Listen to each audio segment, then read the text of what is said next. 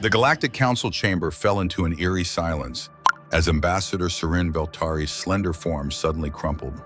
Her iridescent blue-tinged skin went ashen. The natural luminescence of her species grew dimming visibly as she collapsed to the polished obsidian floor. The representatives of 17 planetary systems stood frozen, their multiple appendages, sensory organs, and communication devices all fixated on the fallen Velari diplomat. Only one being moved. Captain Elias Ward, Earth's reluctant diplomatic attaché, vaulted over the curved human delegation table. His combat reflexes, honed in the Proxima War, kicked in before his diplomatic training could override them. He was at her side in seconds, military boots sliding across the immaculate floor. Ambassador Soryn, his voice was taut with concern, yet oddly intimate for such formal surroundings. The Velari ambassador's eyes fluttered open, revealing pupils like liquid mercury that contracted painfully in the chamber's bright light. Her delicate hand with its 7 elongated fingers clutched at Elias's forearm with surprising strength. "It's not possible," she whispered, the translator implant at her throat, struggling to modulate her normally melodic voice through what appeared to be physical shock. "It can't be." Her mercury eyes rolled back and her grip went slack. The council erupted into chaos.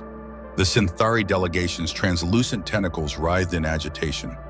The Krith representatives activated their defensive shields with an electric hum. The Earth delegation rose in unison, faces tight with concern, and Captain Elias Ward, decorated war hero and notorious alien hater, cradled the unconscious form of the Galactic Council's most outspoken human rights opponent with unexpected tenderness. Dr. Myra Levinson rushed forward, her partly mechanical legs whirring as she knelt beside them, medical scanner already humming. As she passed the device over Soryn's prone form, her human eyes widened while her AI-augmented neural implants flashed a rapid sequence of diagnostic codes. "Get her to medical," she said quietly to Elias. Now, the storm of voices and translator outputs faded to a dull roar as Elias lifted Soryn's limp form. She weighed less than he expected despite being nearly as tall as him. Her head rolled against his chest, silvery hair cascading over his uniform, as the medical bay doors sealed behind them, isolating them from the political pandemonium. One thought hammered in Elias's mind. How had they arrived at this moment 6 weeks earlier? The Galactic Council chamber fell into an eerie silence as Ambassador Soryn Veltari's slender form suddenly crumpled. Her iridescent blue-tinged skin went ashen, the natural luminescence of her species dimming visibly as she collapsed to the polished obsidian floor. The representatives of 17 planetary systems stood frozen, their multiple appendages, sensory organs, and communication devices all fixated on the fallen Velari diplomat. Only one being moved. Captain Elias Ward, Earth's reluctant diplomatic attaché, vaulted over the curved human delegation table. His combat reflexes, honed in the Proxima War, kicked in before his diplomatic training could override them. He was at her side in seconds, military boots sliding across the immaculate floor. Ambassador Soryn, his voice was taut with concern, yet oddly intimate for such formal surroundings. The Velari ambassador's eyes fluttered open, revealing pupils like liquid mercury that contracted painfully in the chamber's bright light. Her delicate hand with its 7 elongated fingers clutched at Elias's forearm with surprising strength. "It's not possible," she whispered, the translator implant at her throat, struggling to modulate her normally melodic voice through what appeared to be physical shock. "I can't be." Her mercury eyes rolled back and her grip went slack. The council erupted into chaos. The Synthari delegation's translucent tentacles writhed in agitation. The Krith representatives activated their defensive shields with an electric hum. The Earth delegation rose in unison, faces tight with concern, and Captain Elias Ward, decorated war hero and notorious alien hater, cradled the unconscious form of the Galactic Council's most outspoken human rights opponent with unexpected tenderness. Dr. Myra Levinson rushed forward, her partly mechanical legs whirring as she knelt beside them, medical scanner already humming.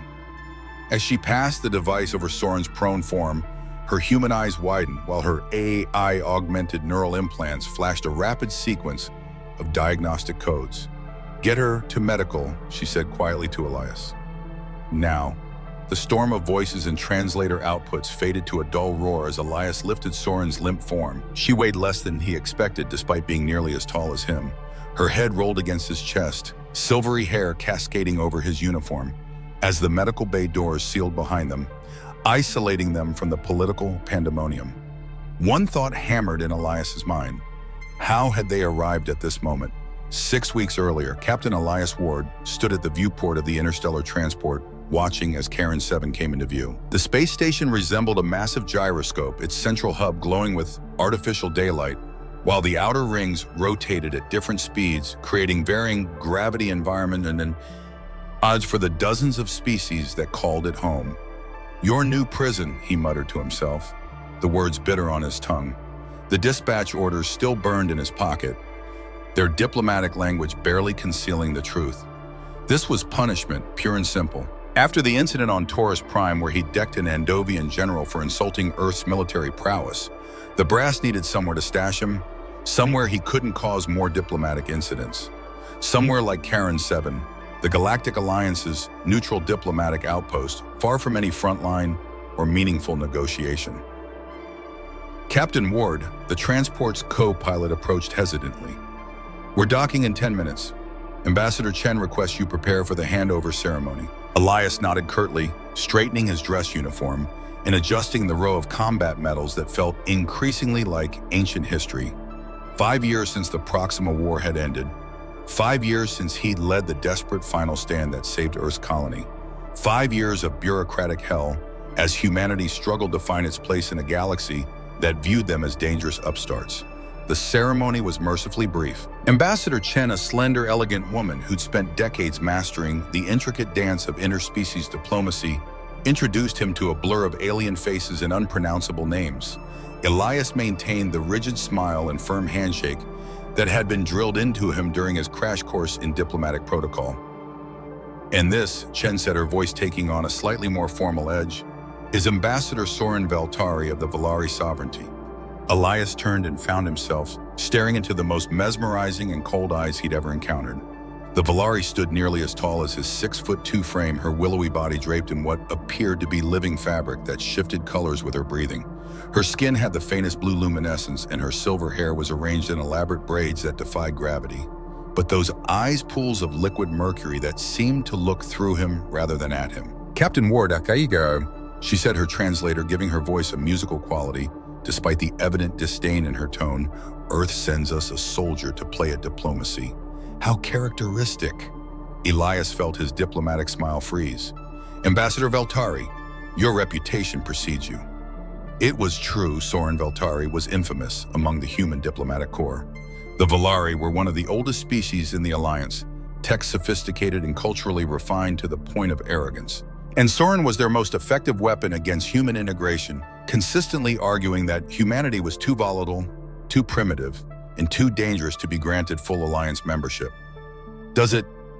She tilted her head slightly, the movement unnaturally fluid. "I wonder which parts have traveled farthest. My advocacy for higher ethical standards in interspecies relations, or my concerns about allowing militaristic species full access to Alliance technology?" Ambassador Chen cleared her throat. "Captain Ward will be taking over liaison duties for Earth's interests on Karen 7. He's highly decorated from his service in the Proxima War." "Yes." Soryn's mercury eyes flickered. "The war where humans demonstrated their remarkable capacity for violence." Elias felt his jaw tighten. He'd lost friends in that war. Good people who died protecting civilian colonies from raiders. Before he could respond, a chime echoed through the reception hall. "The council session begins in 5 minutes, announced an automated voice. "Perfect timing," Ambassador Chen murmured, clearly relieved. She turned to Elias. "This is a standard procedural session, Captain, observe and learn the protocols." The Galactic Council chamber was a marvel of interspecies design. The circular room featured tiered seating with environmental modifications for each delegation. Some sections bubbled with specialized atmospheres. Others glowed with radiation that would kill a human instantly, but was vital to the species within. Elias followed Chen to the Earth section, noted how the human area was positioned in the outer ring, symbolic of their provisional status in the Alliance. The session began with standard procedural matters. Elias found his attention drifting until Ambassador Velari rose to address the chamber. Suddenly, every sense went on alert. "Esteemed colleagues," Soryn began, her voice carrying effortlessly through the chamber. I wish to raise concerns about the incident in the Tau Ceti system last month. Elias stiffened. Tau Ceti was an exclusive Earth-controlled mining operation granted after years of negotiation. Human mining operations have contaminated a valuable stellar nursery. Soryn continued, their primitive extraction techniques have released radiation that has damaged developing star systems. Ambassador Chen leaned forward. This isn't on the agenda, she whispered. She's blindsiding us. Soryn activated a holographic display showing images of energy readings.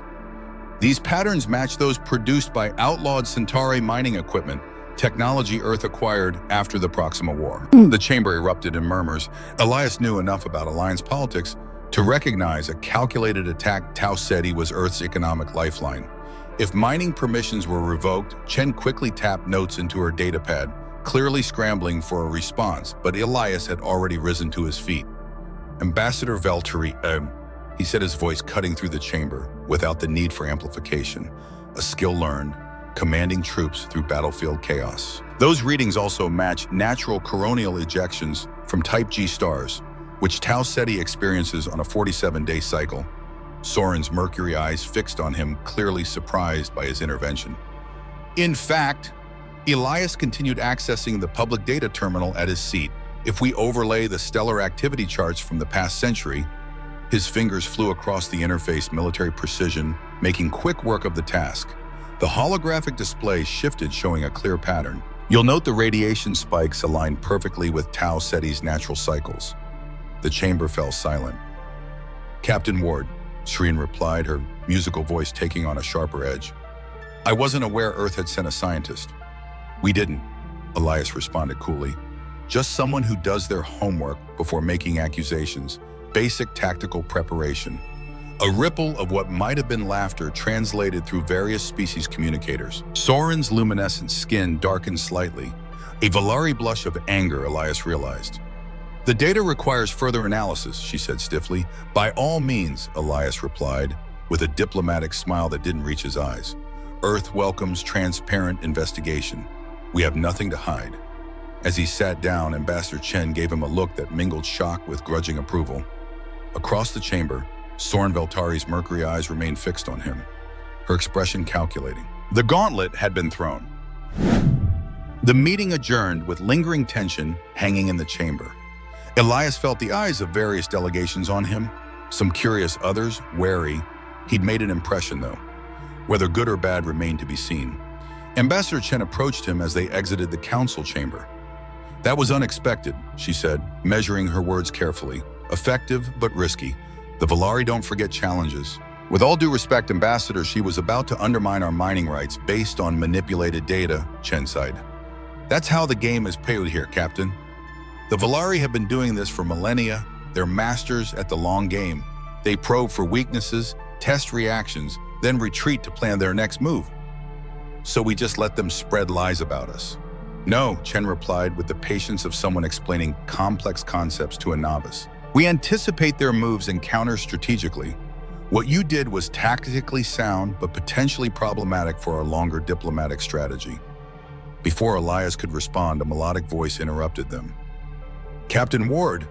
They turned to find Soryn Velari approaching her living fabric robes, now shifted to a deep indigo that seemed to absorb rather than reflect the corridor's light. Two Velari aides flanked her, their expressions impassive. Ambassador Velari, Chen greeted with a perfectly calibrated diplomatic smile. I hope you found today's session productive. Unexpectedly so, Soryn replied, her mercury eyes fixed on Elias. Captain Ward's intervention was most interesting. Elias maintained his composure, recognizing the calculated assessment behind her gaze. Just setting the record straight, Ambassador. Indeed, her head tilted in that unnaturally fluid way. In fact, your unexpected expertise has presented an opportunity. The Alliance Oversight Committee has requested a joint observation mission to the border station Exodelta. Given today's demonstration of your attention to detail, I believe you would be the ideal human representative to accompany me. Chen's expression remained pleasant, but Elias caught the subtle stiffening of her posture. Exodelta. That's in the outer reach, isn't it? Chen asked carefully. Indeed, Soryn confirmed. The station monitors the radiation patterns along the Quill Nebula. given human claims about their expertise in differentiating natural phenomena from artificial contamination. Captain Ward's participation would be fitting. The implication was clear: she was giving Elias enough rope to hang himself with. A joint mission meant he'd be working directly with her, far from the safety net of the Earth delegation, in a remote outpost where any mistake could be documented and presented as evidence of human incompetence. That's flattering, Ambassador, but Captain Ward has only just arrived at Karen 7. Surely someone more established in our diplomatic corps would be... I'll do it, Elias interrupted. Chen shot him a warning look, but he continued, if the Alliance needs Earth's expertise on radiation patterns, I'd be happy to assist. When do we depart? A flicker of something surprised perhaps crossed Soryn's features before her composure returned. The observation period is 3 standard weeks. We depart tomorrow at Aero 600 station time. I'll be ready. Soryn's mercury eyes studied him. I look forward to our collaboration, Captain. With a slight incline of her head, she glided away, her aides following in perfect synchronization. Once they were alone, Chen rounded on him. Have you lost your mind? She's setting you up for failure. Exo Delta is a scientific outpost with minimal staff, minimal oversight, and maximum opportunity for her to document every human misstep. I know exactly what she's doing, Elias replied calmly, and I'm counting on it. Explain. She wants to set a trap. Fine, but traps work both ways. He lowered his voice. She's been undermining Earth for years with rumors and manipulated data. If I can document her methods, catch her in the act. Chen rubbed her temples. You're thinking like a soldier, not a diplomat. Maybe that's what we need right now. Elias crossed his arms. The Velari respect strength and competence. They despise weakness. If I back down from her challenge, it only reinforces her narrative about humans. After a long pause, Chen nodded reluctantly. I'll authorize the mission, but I want daily reports when possible. And Ward, remember that the goal is advancing Earth's position in the Alliance, not winning a personal vendetta against Ambassador Velari. Elias smiled thinly. Why not both? The next morning, Elias arrived at the departure bay 10 minutes early, a compact duffel containing his necessities slung over one shoulder. He'd spent half the night studying everything in Earth's database about Velari culture, biology, and diplomatic tactics. The other half he'd spent memorizing the technical specifications of Exo Delta Station and the radiation patterns of the Quill Nebula. Know your battlefield, know your enemy. The most basic military principles still applied even in this diplomatic minefield. He was surprised to find Soryn already there, speaking with the pilot of a sleek interstellar shuttle. Unlike the bulky human transports, this vessel had the organic curves and iridescent hull characteristic of Velari design. Captain Ward, she acknowledged as he approached punctuality. A good start. Ambassador, he replied with a nod. I see we're traveling in style. The journey to Exo Delta takes 17 hours in standard Alliance vessels. My personal shuttle will make it the trip in 8. She gestured to the craft. Unless you object to Velari technology. Not at all. I'm looking forward to experiencing it firsthand. As they boarded, Elias noticed the interior was both beautiful and alien. The walls seemed almost alive, pulsing subtly with a bioluminescent glow. The seating areas molded themselves to the occupant's body shape. Biological tech, Soryn explained.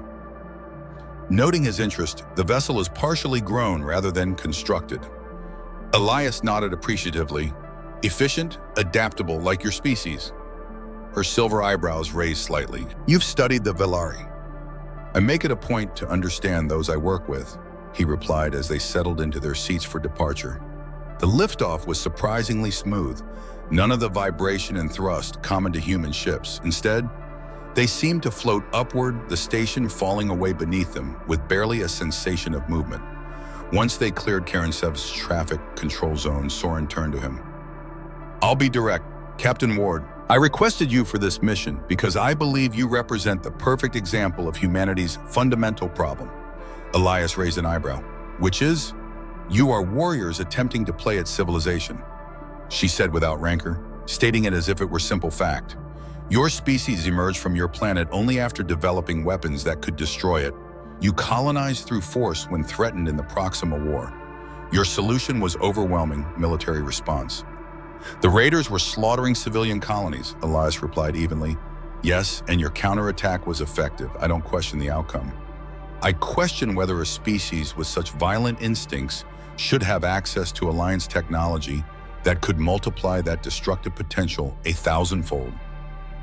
Elias leaned forward slightly. You know, Ambassador humans have a saying, judge others by their actions, not their potential.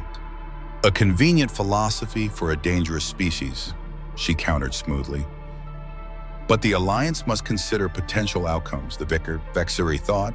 As you do, they welcomed the Krith into their system without restrictions. 3 years later, their homeworld was uninhabitable. We're not the Krith. No, she agreed. You're potentially more dangerous because you camouflage your warrior nature behind diplomatic pleasantries. At least the Krith were honest about their intentions. The conversation continued like this through the journey, philosophical sparring that revealed much about Velari. Thinking Soryn was intelligent, articulate, and utterly convinced of humanity's fundamental savagery. Not with hatred, Elias noted, but with the cool assessment of a scientist observing a dangerous specimen. And all the while he carefully documented her statements with his neural recorder, standard issue for diplomatic personnel, disguised as a routine medical implant. 7 hours later, they emerged from faster-than-light travel at the edge of the Quill Nebula. The view screen filled with swirling clouds of purple and blue gases, threaded with veins of stellar dust that gave the nebula its name. It's beautiful, Elias said honestly. Yes, Soryn agreed, and for the first time, he heard something like genuine emotion in her voice. The Velari have studied this region for 12,000 years. Some of our earliest interstellar journeys were to capture images of its patterns. Nestled at the edge of the nebula was their destination. Exodelta Station. Unlike the massive populated Charon 7, this outpost was utilitarian and small, a series of interconnected pods extending from a central hub with vast sensor arrays stretching out into space like metallic tentacles. Home for the next 3 weeks, Soryn said as they approached. I should warn you, Captain, the station normally has a staff of 12, but currently operates with only 4 technicians. We will be largely isolated. Perfect, Elias thought.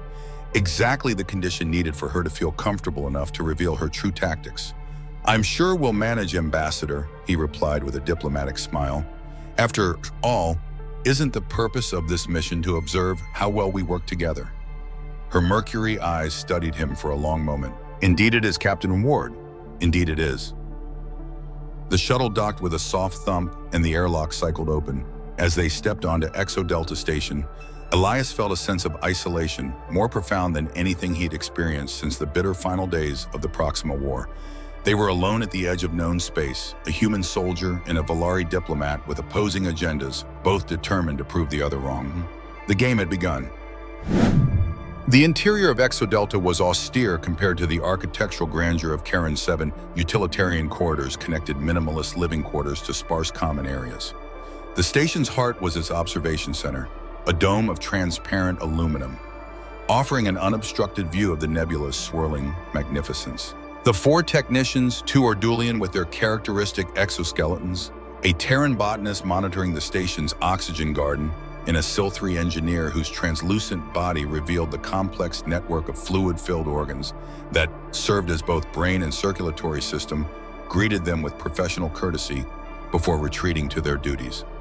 Your quarters are in the East Wing, said the Sil-3 engineer, whose name translated roughly as flowing through circuits. Ambassador Veltari, you have Suite E1.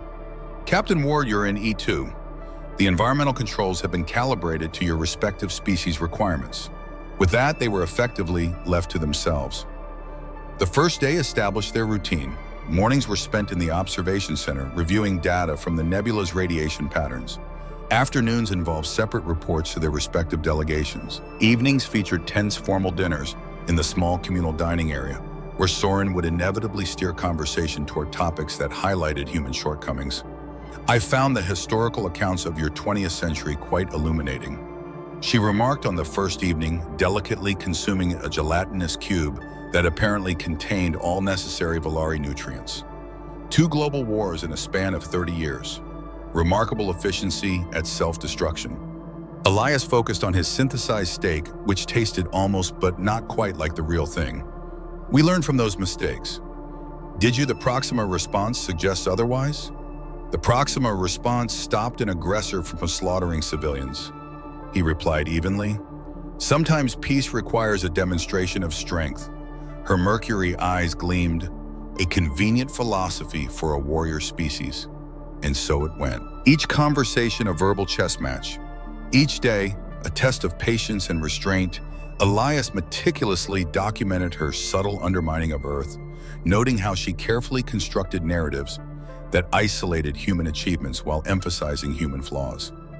It was masterfully done, never outright lies, just carefully curated half-truths.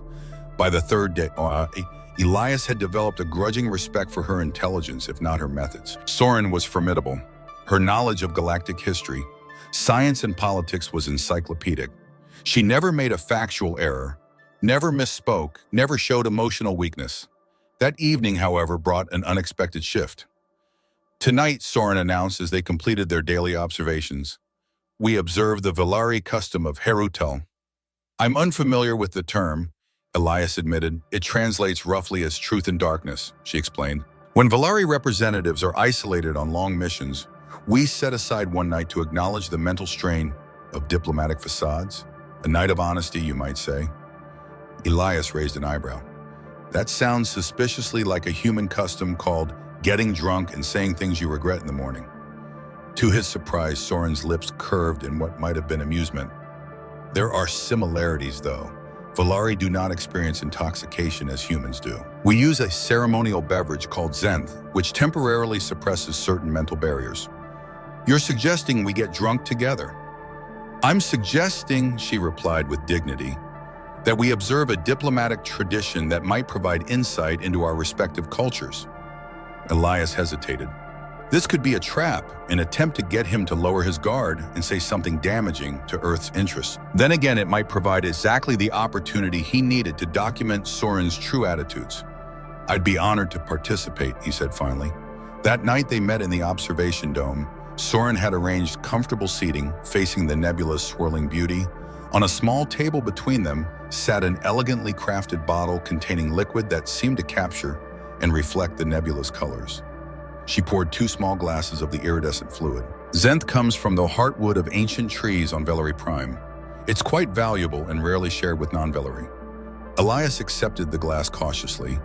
"Is it compatible with human physiology?" "Yes. We verified before departure." She raised her glass.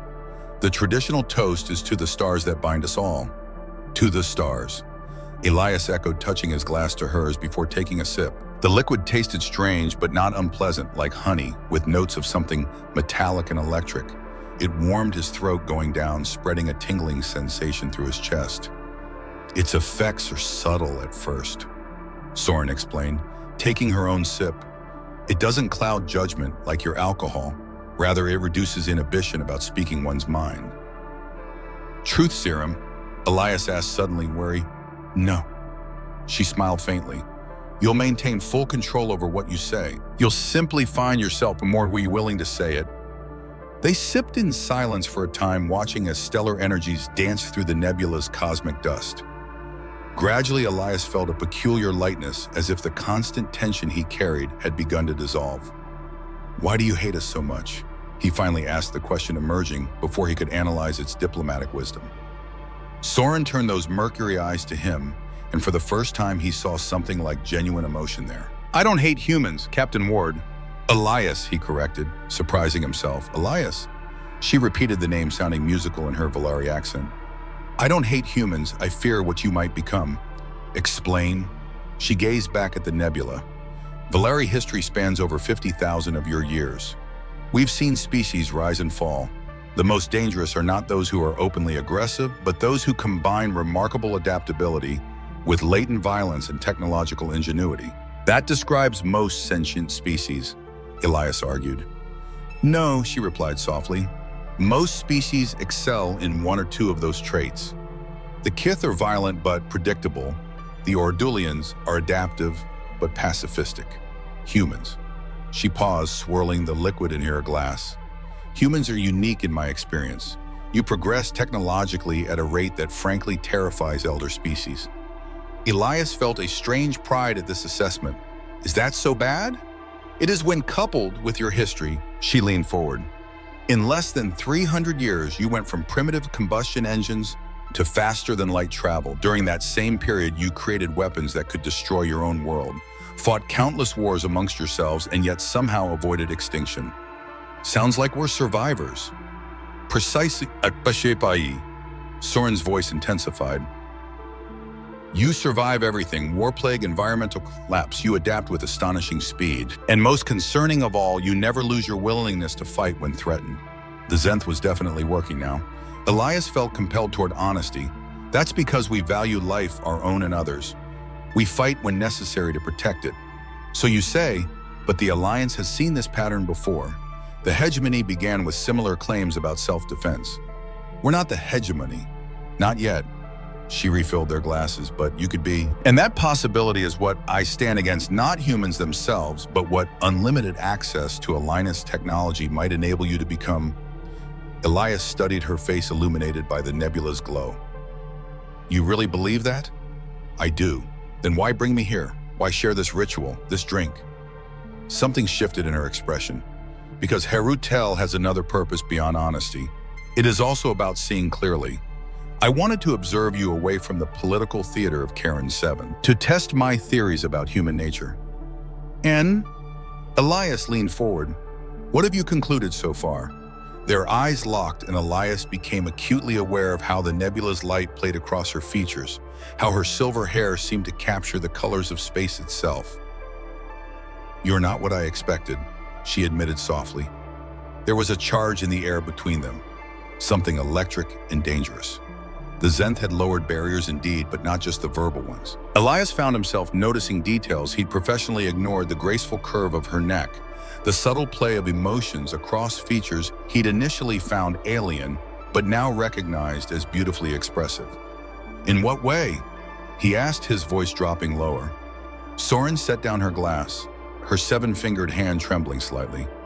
You listen, truly listen, not just waiting to speak. Few warriors do that. It suggests complexity I hadn't anticipated. Maybe you've misjudged humans.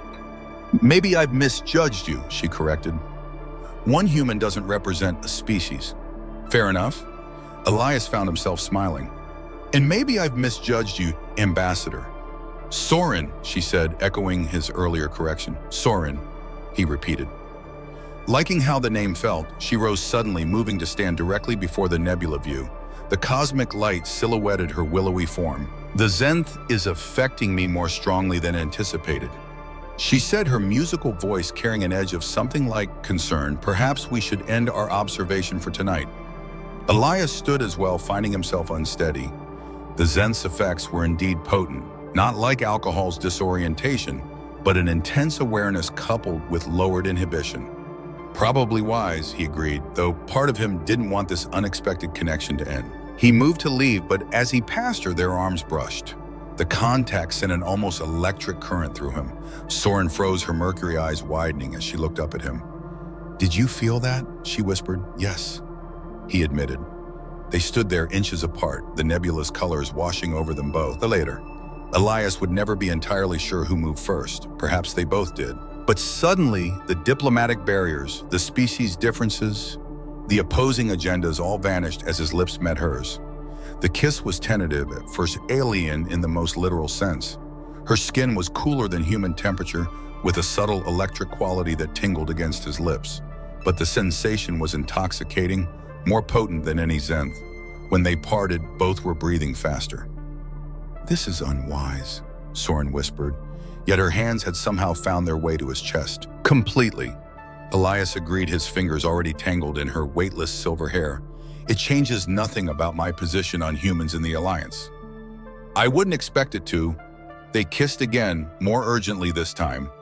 Diplomatic protocol, mission objectives, and recording devices were forgotten as they surrendered to an attraction neither had anticipated or perhaps had been fighting since their first confrontation. What followed was a discovery of differences and surprising similarities.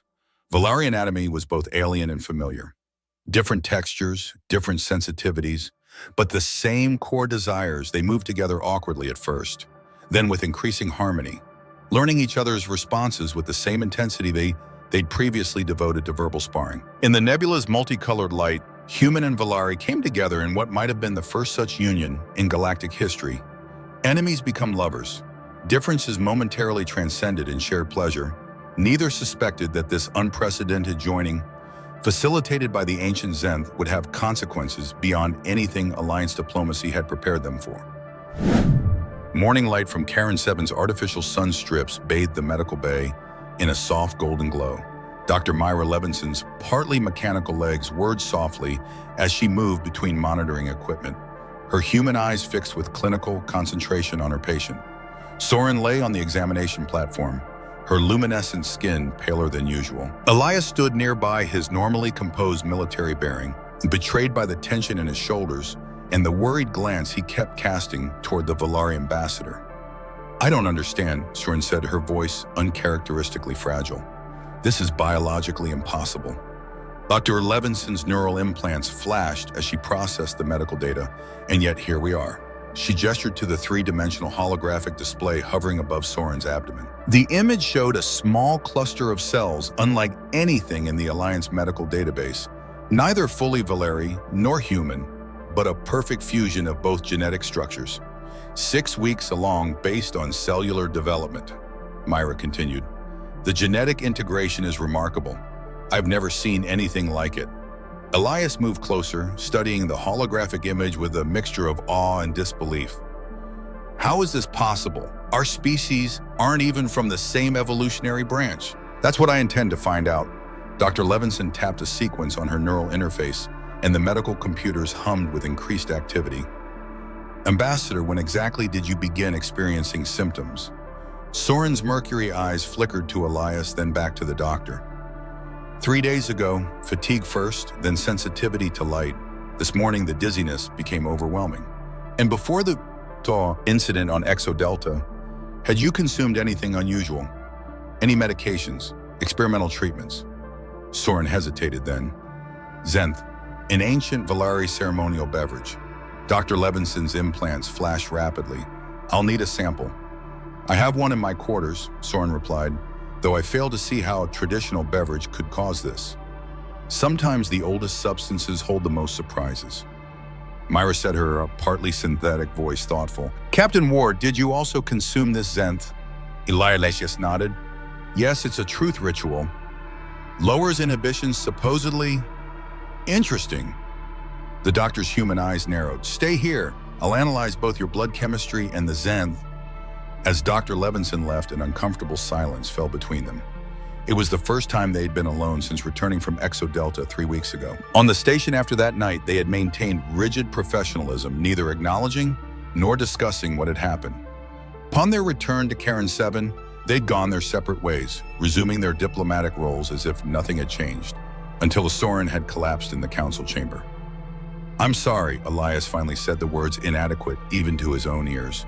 Soryn's mercury eyes found his. "For what precisely the diplomatic embarrassment, the biological impossibility, or the night itself? I didn't mean for any of this to happen." She looked away. "Nor did I. My entire career has been dedicated to protecting the Alliance from potential human volatility, and now I find myself..." She gestured to the holographic display, words failing her. Before Elias could respond, Dr. Levinson returned, her expression animated with scientific excitement. "I've analyzed the Zenth and your blood samples," she announced, placing a vial of the iridescent liquid beside various holographic displays. "And I believe I've found our answer." The medical display shifted to show molecular structures. "Zenth contains compounds that temporarily alter genetic expression pathways," Myra explained. "In Velari, it affects the inhibition centers of the brain, creating the truth effect. But in humans, it has an additional effect." She highlighted a particular molecular chain. "This compound binds to human reproductive cells, temporarily reconfiguring their compatibility markers." "Meaning," Elias asked, "meaning that for approximately 6 to 8 hours after consumption, human and Velari reproductive cells can recognize each other as compatible. The Zenth effectively acted as a temporary genetic translator between your species." Soryn sat up abruptly. "That's unprecedented. Velari have shared Zenth with other species for millennia during diplomatic rituals. There's never been a case of cross-species conception." Have any of those species been human? Dr. Levinson asked pointedly. Soryn's eyes widened.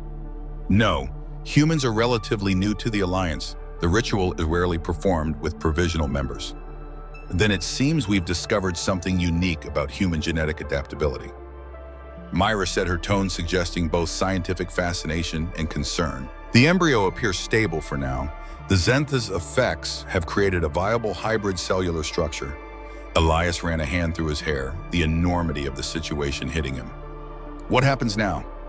That, Dr. Levinson said carefully, is not a medical question. It's a diplomatic one, and possibly an historic one. Soryn's hands moved protectively to her abdomen.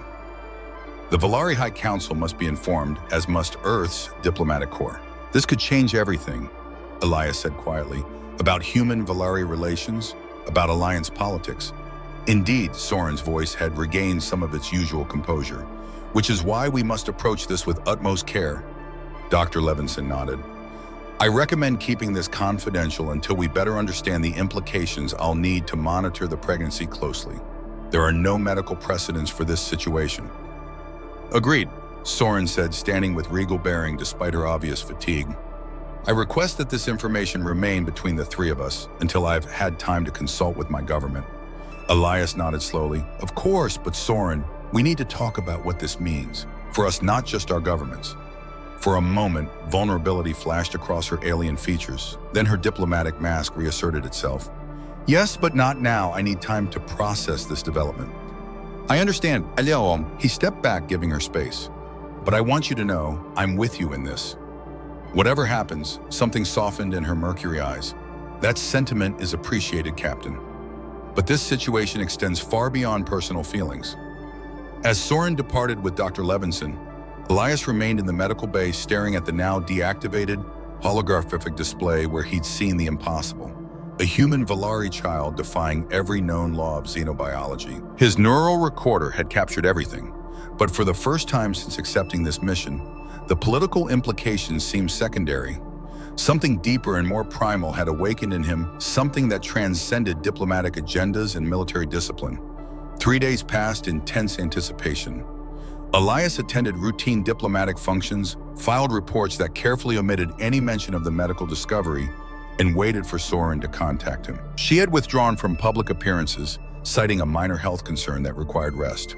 On the 4th day, his communicator activated with an encrypted message.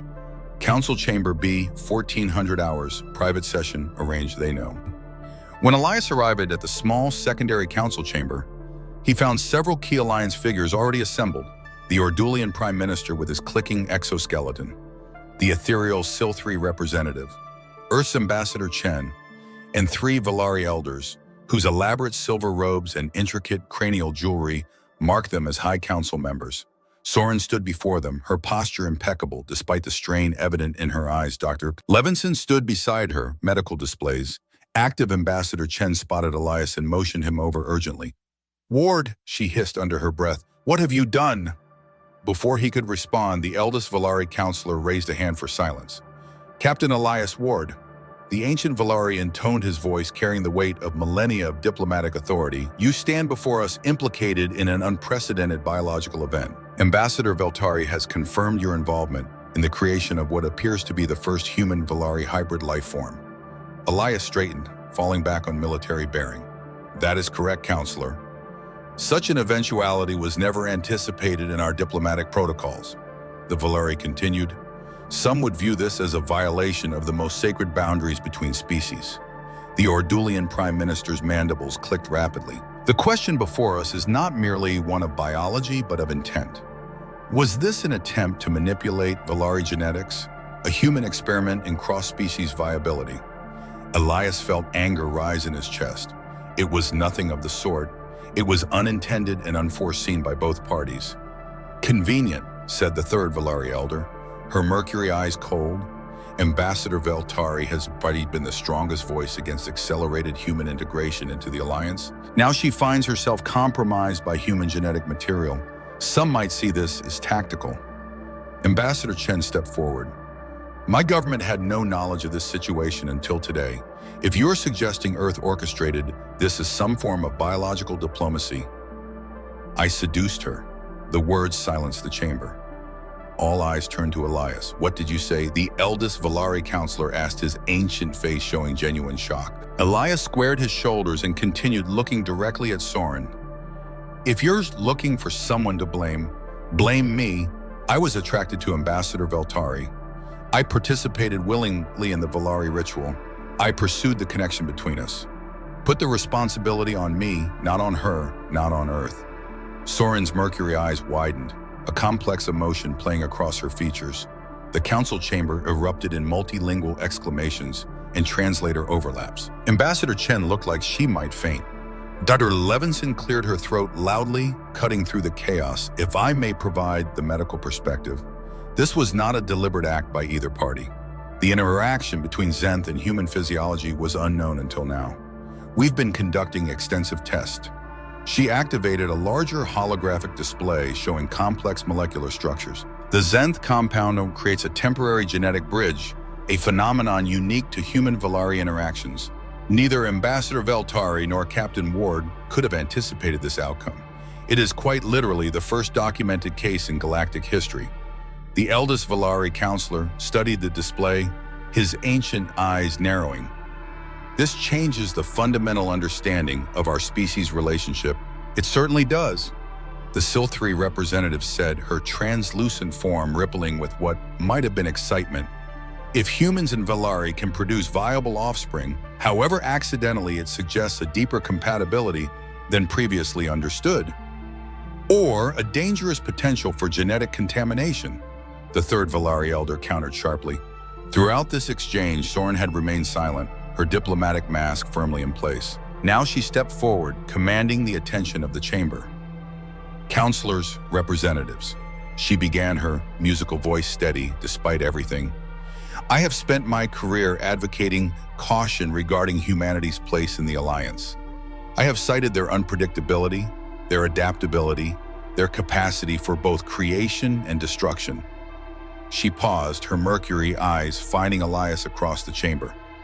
"I still believe humanity presents unique challenges for the Alliance, but I must also acknowledge that my personal experience has complicated my perspective." She straightened her natural luminescence, brightening slightly. "Captain Ward did not seduce me. I was a willing participant. The responsibility is shared." A shocked murmur ran through the assembly. "Furthermore," Soryn continued, "I have decided to continue this pregnancy, assuming it remains viable. The child represents something unprecedented, not a dilution of Velari genetics, but a new understanding of our capacity for connection across the stars." The council chamber fell silent as the weight of her words settled over the assembly. Elias felt something shift in his chest, pride, wonder, and something deeper he wasn't ready to name. The eldest Velari counselor finally spoke. "This matter requires extensive deliberation. Both representatives will be placed on temporary leave from official duties while we determine the appropriate response." Ambassador Chen stepped forward. "Earth requests that Captain Ward be permitted to remain on Chiron 7 during this period, given his connection to the situation." After a brief consultation among the elders, the request was granted.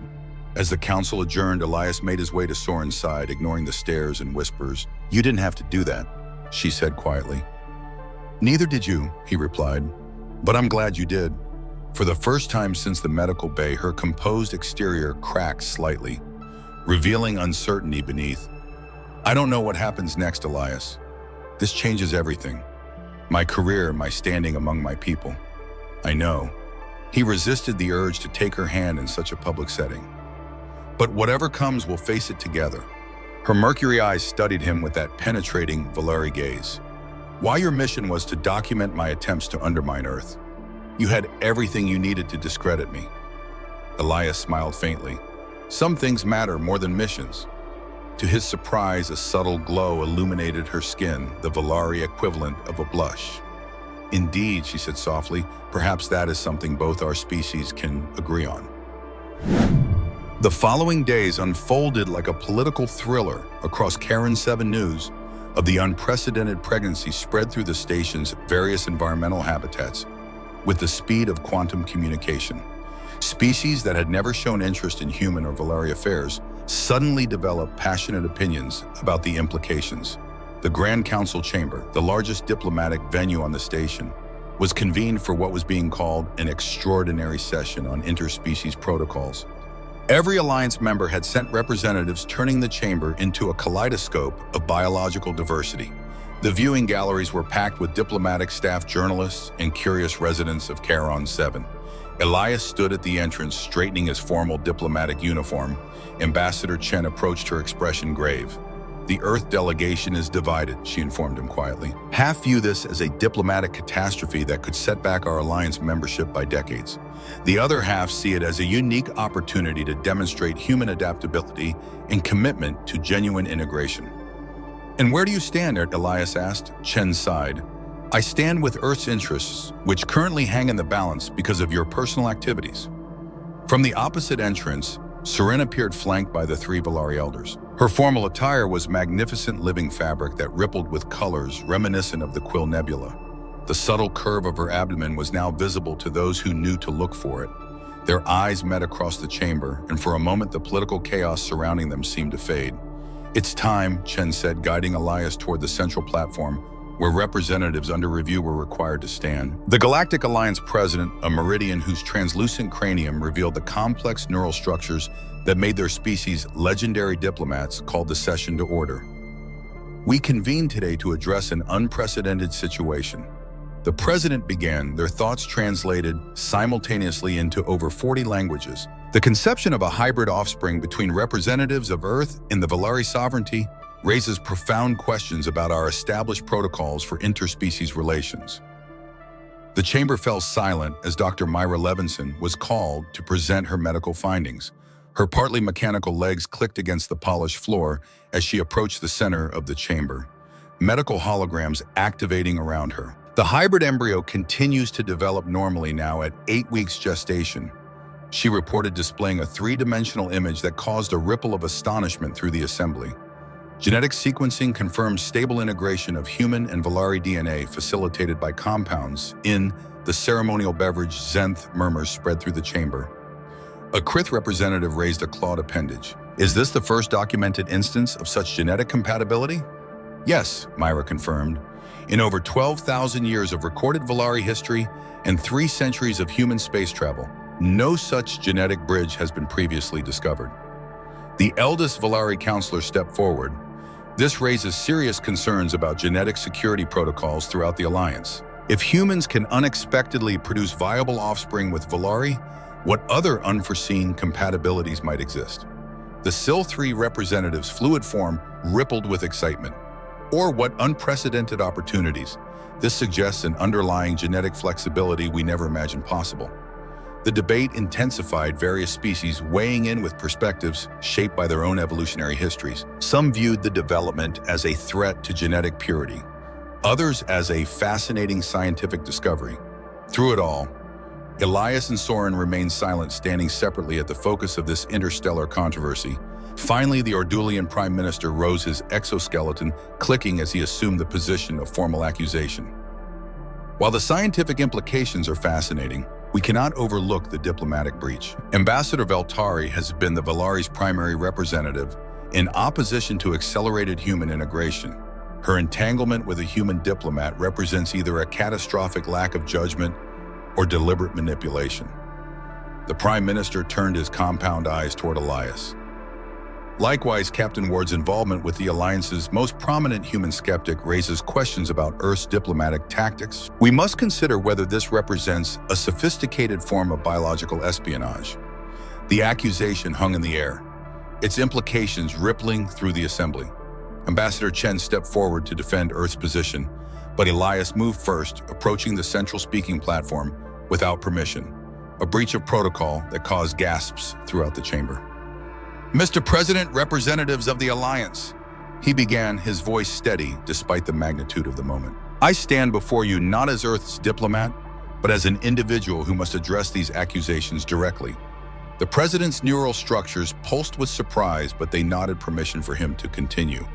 There was no conspiracy, no political strategy behind what happened on Exodelta. Elias looked across the sea of alien faces, finding courage in the absurdity of his situation. "The simple truth is this: I was sent to document Ambassador Velari's methods of undermining Earth's position. Instead, I found myself increasingly respectful of her intelligence, her principles, and, yes, drawn to her as a person. He turned towards Soryn, speaking now to her rather than the assembly.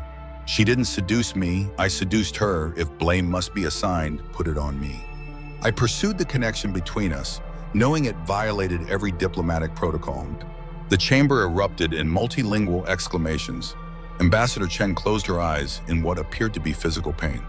Soryn's mercury eyes widened, a complex emotion playing across her features. Then, with characteristic grace, she stepped forward to the platform beside Elias. Esteemed colleagues, her musical voice cut through the chaos. Captain Ward's statement, while gallant, is not entirely accurate. She stood tall, her luminescence brightening with emotion. I have spent my career advocating for caution regarding humanity's integration into the Alliance. I have cited their unpredictability, their adaptability, their capacity for both creation and destruction. Her gaze swept the chamber before returning to Elias. But in Captain Ward, I encountered something I had not anticipated, a human whose courage and integrity challenged my preconceptions. As he said, there was no conspiracy. There was only the unexpected discovery that boundaries between species, like those between adversaries, can sometimes be bridged. She placed a 7-fingered hand gently on her abdomen, and I led him willingly. The silence that followed was profound, the kind that marks historic moments as they unfold. The Meridian President's neural structures pulsed rapidly as they processed this unprecedented situation. Finally, they spoke. We face a decision without precedent in Alliance history. The question before us is not merely about diplomatic protocols violated, but about who we are as an interstellar community. Do we retreat to the safety of genetic isolation, or do we embrace the unexpected connections that the universe offers? A new voice entered the debate, the ancient Silthri elder, whose fluid form had witnessed centuries of Alliance politics. Throughout our shared history, moments of greatest progress have often emerged from unexpected circumstances. The elder's thoughts translated. The first contact between Ordulians and Meridians was an accident of navigation. The great compromise that founded this alliance came from enemies forced to cooperate during the stellar collapse.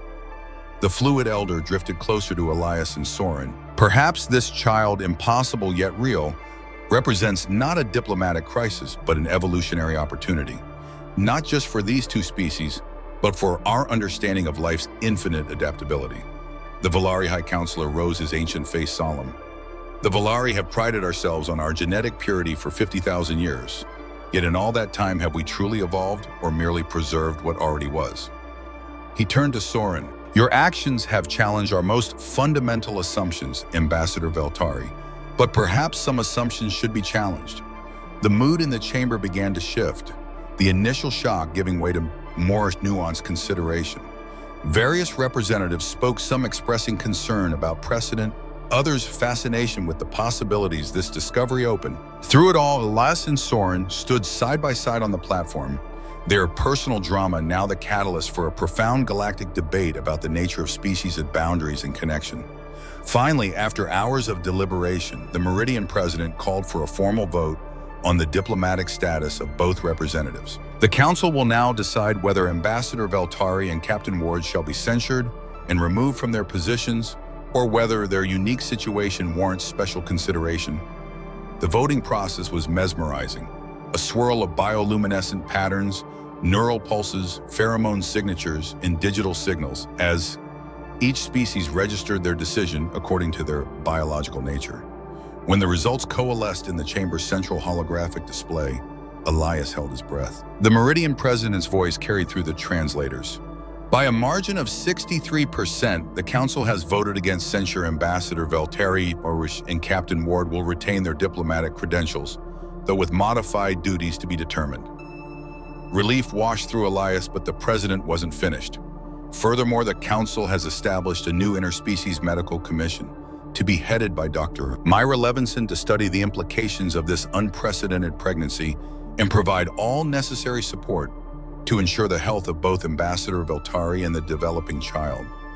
Soryn's hand found Elias's, her cool fingers intertwining with his warm ones, in full view of the assembly, a physical manifestation of the bridge they'd inadvertently created between their worlds. As the session ended and the representatives began to disperse, Ambassador Chen approached them, her expression a complex mixture of diplomatic calculation and genuine wonder.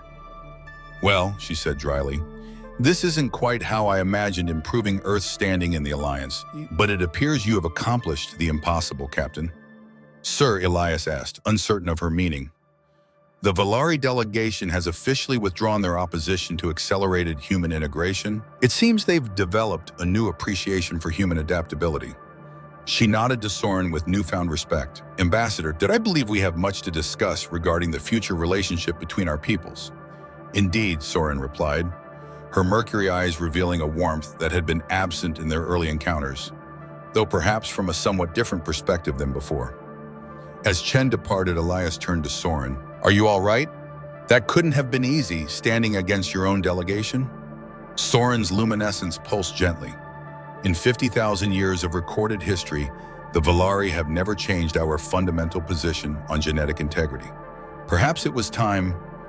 "And your career," he asked softly, "changed certainly, but not ended." She placed her hand on her abdomen. "This child represents something new in the galaxy. Elias, neither human nor Velari, but a bridge between worlds that were thought incompatible. There is power in that symbol, diplomatic power that transcends traditional politics." Elias covered her hand with his own. "And us, where do we stand?" Her mercury eyes studied him with characteristic intensity. "That," she said with a hint of a smile, "is a diplomatic negotiation I look forward to pursuing at length." 2 weeks later, Elias stood at the viewport of their new quarters on Karen 7's diplomatic ring, watching as ships from a dozen worlds docked and departed. The station continued its eternal rotation, but his place within it had transformed completely.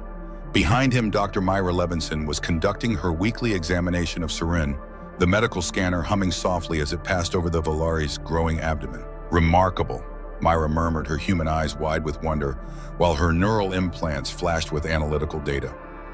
"The embryonic development is following neither human nor Velari patterns exactly, but a unique hybrid progression that seems perfectly stable."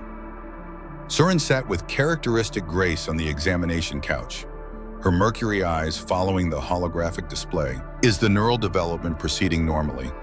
"Better than normally," Myra replied, zooming in on the holographic image.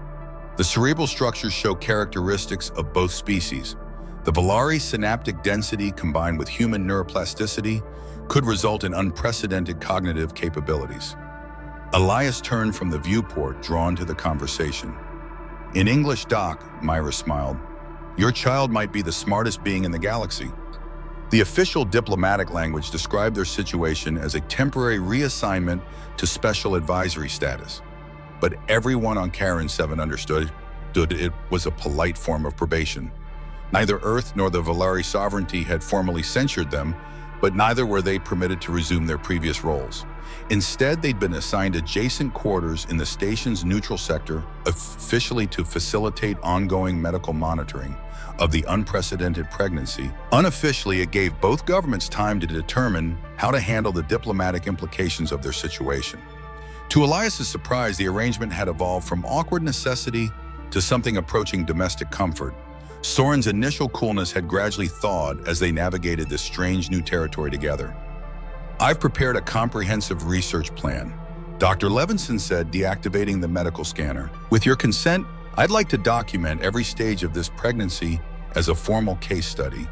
The medical implications alone are revolutionary, but the genetic and evolutionary aspects could reshape our understanding of interspecies compatibility." "You want to turn our child into a research subject?" Elias asked, defensive instincts flaring. "Not exactly," Myra clarified quickly. "I mean, documenting the medical aspects purely for scientific advancement. This is the first case of human Velari genetic compatibility in history. The knowledge gained could benefit both species enormously." Soryn's luminescent skin pulsed with thought. "I understand the scientific value," she said carefully, "but we must establish clear boundaries. Our child is not an experiment." "Of course not," Myra agreed. "All research would be conducted with full informed consent and absolute respect for your privacy and the child's well-being. Think of it as creating a medical roadmap for others who might follow your path." "Others?" Elias raised an eyebrow. Myra's neural implants flashed rapidly. You don't think you will be the only ones, do you? Since news of your situation became public, the medical bay has received 17 inquiries from human Velari couples about genetic compatibility testing. Elias and Soryn exchanged surprised glances. 17, Soryn repeated. Apparently, your diplomatic rivalry wasn't the only cross-species attraction simmering on Karen 7, Myra said with a smile. The difference is that you two had the Zenth catalyst. Others haven't been so fortuitously affected. After Myra departed, Elias and Soryn found themselves alone in the living area that had become their shared space, a neutral territory decorated with a curious blend of human and Velari aesthetics. 17 couples, Elias mused, settling beside Soryn on the curved couch. I thought we were some kind of cosmic anomaly. Perhaps the anomaly is that we acted on our attraction, Soryn replied thoughtfully. The diplomatic tensions between our peoples have created barriers that most would not cross. We didn't exactly plan to cross them. A hint of amusement touched her mercury eyes. No, but we did. Elias hesitated, then gently placed his hand over hers. Any regrets? The question hung between them the first time either had directly addressed the personal implications of their changed circumstances. Soryn's free hand moved to her abdomen where the subtle curve was now unmistakable. I have spent my career warning the Alliance about human unpredictability. I argued that your species' adaptability made you dangerous, capable of unexpected actions with far-reaching consequences. She turned those mesmerizing mercury eyes to his. I was right in a way I never anticipated. I'll take that as a no, Elias ventured with a small smile. The luminescence beneath her skin brightened the Velari equivalent of a blush. It is complicated. My status among my people has changed forever. Some view me as a traitor to our genetic heritage. Others see me as the pioneer of a new diplomatic approach. And what do you see? Soryn was silent for a long moment, her gaze turning inward. I see that I was both right and wrong about humans. Your adaptability is indeed remarkable and potentially dangerous, but I failed to appreciate the purpose behind that adaptability, which is connection, she said simply. Humans reach across boundaries. You forge bonds where none existed before. It can be disruptive, yes. Revolutionary even, but it's not inherently destructive. Elias felt something warm unfold in his chest. That might be the nicest thing you've ever said about my species. Her lips curved in a subtle smile. Don't become overconfident, Captain. I still find many human behaviors bewildering and primitive. Like what?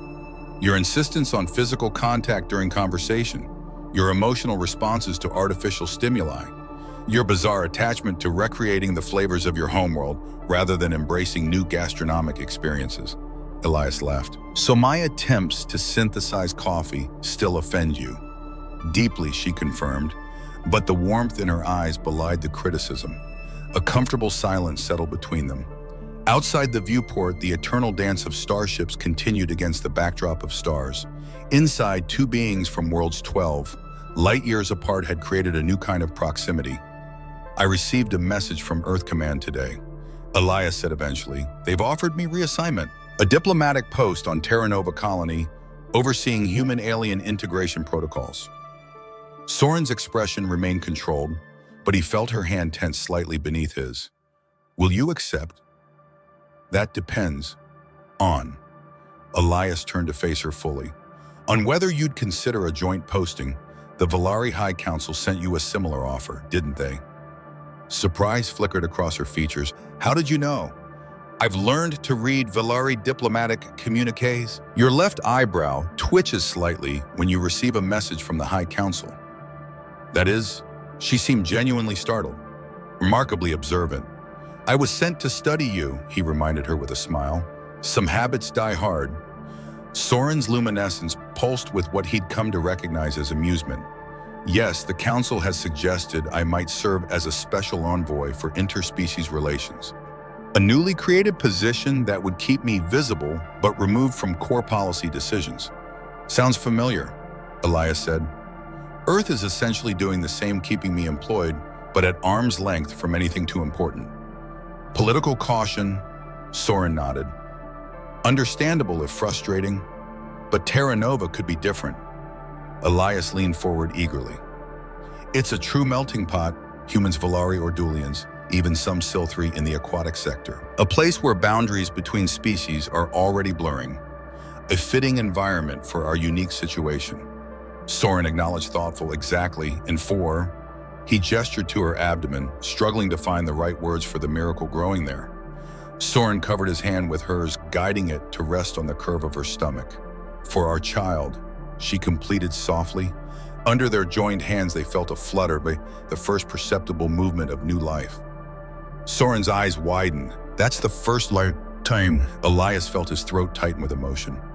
This wasn't how he'd imagined fatherhood would find him across species lines in the aftermath of a diplomatic crisis aboard a space station far from Earth. Yet the reality of it struck him with unexpected force. "I never expected this," he said quietly. "Nor I," Soryn admitted. "My life was dedicated to maintaining separation and caution between our peoples. Now I find myself the living embodiment of connection." They sat together, hands joined over the future neither had anticipated, as Charon 7 continued its slow rotation against the eternal stars. "Perhaps that's the lesson in all this," Elias said, gazing out at the vista of space. "The universe has its own ideas about where boundaries should exist." Soryn followed his gaze to the viewport where distant suns burned with ancient light. The Velari have a concept to Sorith. It translates roughly as pattern beyond understanding. The idea that the universe operates according to a design we can glimpse but never fully comprehend? Like us, Elias suggested.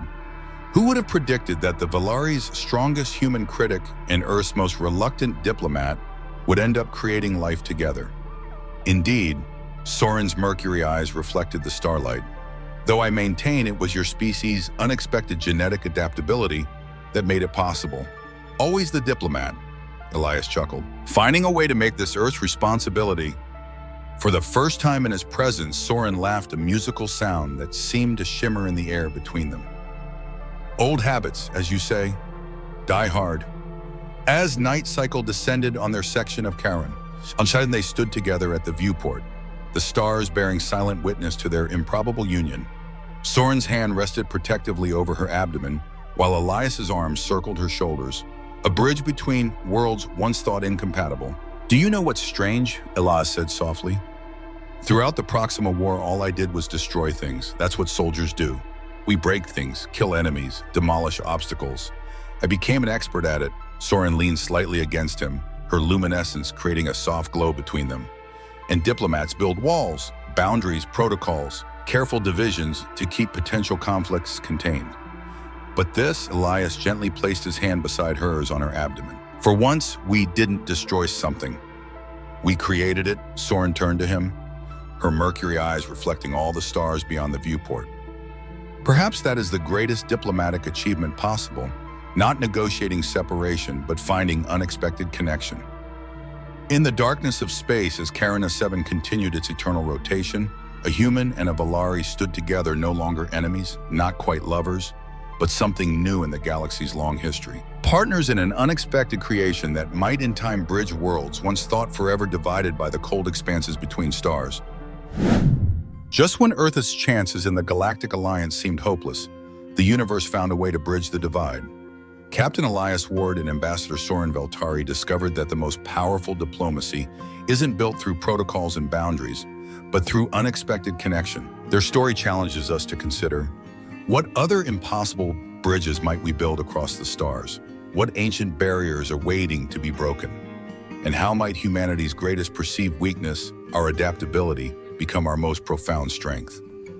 If you enjoyed The Alien Diplomat, hit that subscribe button now to join our community of cosmic storytellers. New interstellar tales drop every Friday, from humanity's greatest triumphs across the stars to the personal connections that make the universe feel a little less vast. And tell me in the comments, what's your favorite twist on the classic human-alien relationship trope? Could diplomacy across the stars really find its strength in our differences rather than our similarities? Until next week's journey into the unknown. This is Stellar Stories, where humanity's potential shines brightest against the darkness between stars.